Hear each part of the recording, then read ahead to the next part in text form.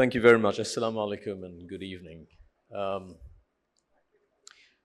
They gave me a speech to read, which is wonderful. It's a mark of professionalism, and I will get to it in just a moment. If I could make a couple of observations before I do that. First of all, what an amazing group of people that you have assembled over here. It's truly a privilege and honor and a delight to be able to benefit from the perspectives of the people that we've heard from so far. So I really hope you all appreciate it, and let's give them a round of applause.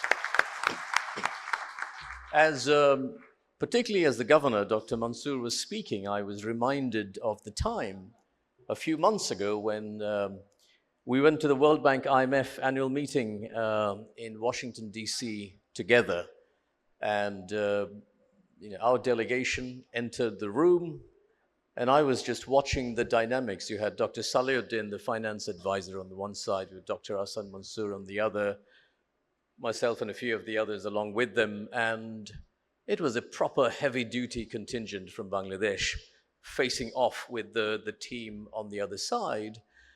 And it just made me realize that you have, at the moment, a unique moment, probably in the history of the country, where if you look at your objectives, your mission, your struggle as an institute that is trying to further and uplift standards of corporate governance, of ethics, of integrity, of standards, you will never ever have a government that is so compatible and aligned with the objectives that you have.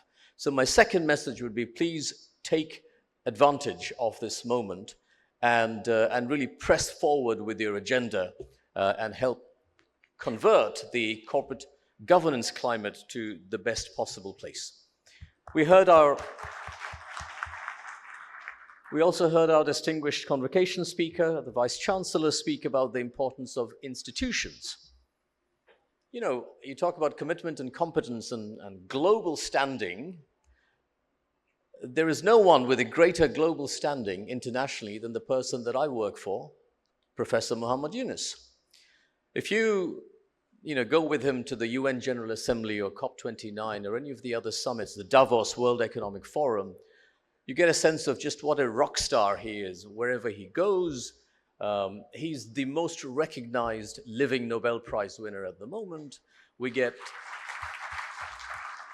access to people, we have summits with heads of governments, and we get invitations to places that would not have been possible had it not been for him. But why do I say this? We are here to build institutions. We're not here to hero worship. We're not here to follow a personality as though he or she is the main driver. And that is why you wouldn't find a single photograph of Professor Muhammad Yunus anywhere in any building, private, public, inside, outside, because it's not about the personality, it's about institutions and processes and practices and culture. And I would argue that when you talk about institution building in the corporate spheres, company secretaries should be the cornerstone of those institutions. So you have a very important role to play. You have the motivation, and now you have the competence. Hopefully you'll be playing a very important role in the furtherance of the governance agenda of the country as a whole.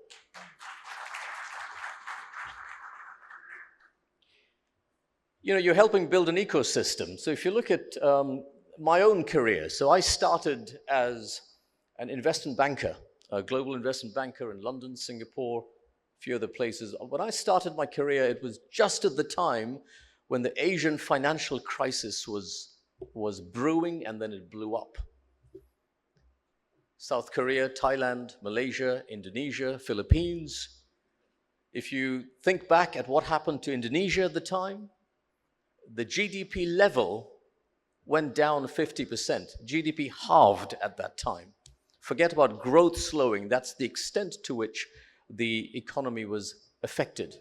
You had race riots. I remember we had to airlift ethnic Chinese members, colleagues of ours, from the Jakarta office into the Singapore office at the time. They went through a lot of pain about 25 years ago. And the recovery to where they are today, these economic powerhouses, was very much because of the lessons they learned in corporate governance failures in that period. And it's those things that we have codified and structured into a curricula and put out as the competency framework that you have today acquired and have accomplished your charter on. So we have already examples of people like you helping the governance journey and the development journey of a country. And so I hope you will look at yourselves in that light. As I was going through my career, and one of my roles was for the World Economic Forum. I was part of a council that looked at how to develop capital markets in emerging economies. And the problem is that everyone knows what it is that you need to do to develop capital markets. The problem is the sequencing. Everyone looks at each other and go, you go first, no, you go first. There's a prisoner's dilemma. Without annual reports, you don't know what you're investing in. Without proper auditors, you don't know if you can trust the annual reports. Without proper regulators, you don't know if the auditors are being regulated or not. So it goes on and on and on. So that cycle needs to be broken. And again, I would argue that as company secretaries, you have a very pivotal role sitting in the boardroom, supporting the executive and the boards of these companies to make sure that standards are brought forward. And the last observation I make from my own career is, if you look at the institutions that really blew up in the global financial crisis of 2008, it's the banks that had the longest list of compliance checklists that ended up losing the most amount of money. It's almost as if the more forced rules you have that you need to follow, the more you leave your discretion and your judgment and your values at the door when you come into work. And the firms that did really well are the ones that emphasized culture of good governance.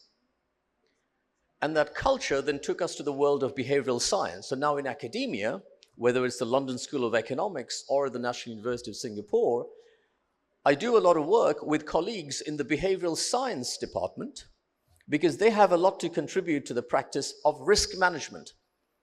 How you conduct a board meeting is very important.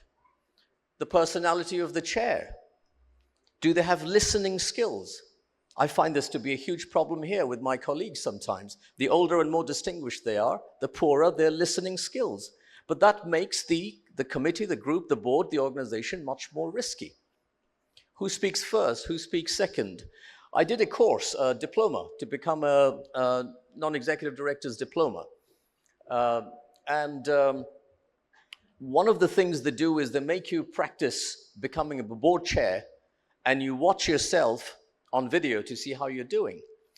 And I kept on failing that part of the test because as an executive, not a non-executive board director, my background as an executive, my instinct is to interrupt people when they're presenting ideas and just telling them, no, you should do this. The instinct is to direct because that's what I used to do. But that is not the job of the chair of the board. The chair of the board needs to bring things together.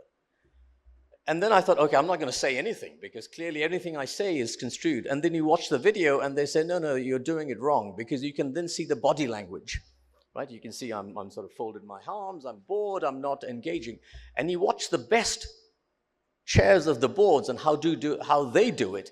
And the best ones are the ones who can build consensus around the table without saying a single word, just with the body language and the face movements and how they bring people in together.